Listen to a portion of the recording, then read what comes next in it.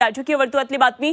निधीसाठी मंत्रालयामध्ये आमदारांचे हेलपाटे सुरू आहेत। 9 महिन्यांपासून आमदारांना निधीच नाहीये। विरोधी पक्षांसह सत्ताधारी आमदार सुद्धा त्यामुळे आता अडचणीत आहेत। लाडकी बहीण योजनेमुळे आमदारांच्या निधीला कात्री लागलीये का, अशी आता जोरदार चर्चा सुरू आहे।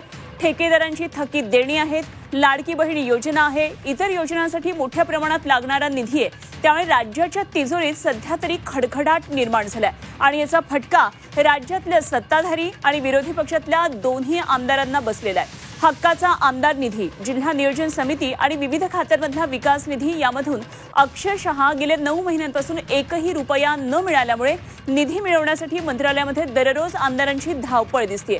मात्र मंत्री कार्यालय आणि अधिकाऱ्यांच्या कोणत्या गोष्टीला किती पैसे द्यायचे याचा ताळमेळ न साधता आल्यानं ही परिस्थिती उद्भवलेली आहे आणि त्याचा सर्वाधिक फटका हा नवीन आमदारांना बसलेला आहे। मात्र दुसरीकडे सत्ताधारी पक्षातल्या जुन्या आमदारांचा गेल्या काही वर्षातला दिलेला निधी संपलेला नाही, हे सुद्धा एकीकडे वास्तव आहे। अभिजित पाटील, आमदार राष्ट्रवादी काँग्रेस, शरदचंद्र पवार माढा कक्षामधून चहाच्या पलीकडे काही मिळत नसल्यानं आमदार हताश झालेले दिसत आहेत आणि त्यामुळे राज्यातले सत्ताधारी आणि विरोधी पक्षातल्या सगळ्याच पक्षांचे आमदार सध्या निधी अभावी अडचणीत सापडलेले आहेत। आणि या संदर्भात आणखी सविस्तर माहिती जाणून घेऊया। आमचे प्रतिनिधी कृष्णात पाटील सध्या आपल्याबरोबर जोडले गेलेत। कृष्णात, निधी अभावी अशा प्रकारे सगळ्या आमदारांची सध्या तारांबळ चाललेली पाहायला मिळतेय, काय नेमकी सगळं काय वास्तव आहे?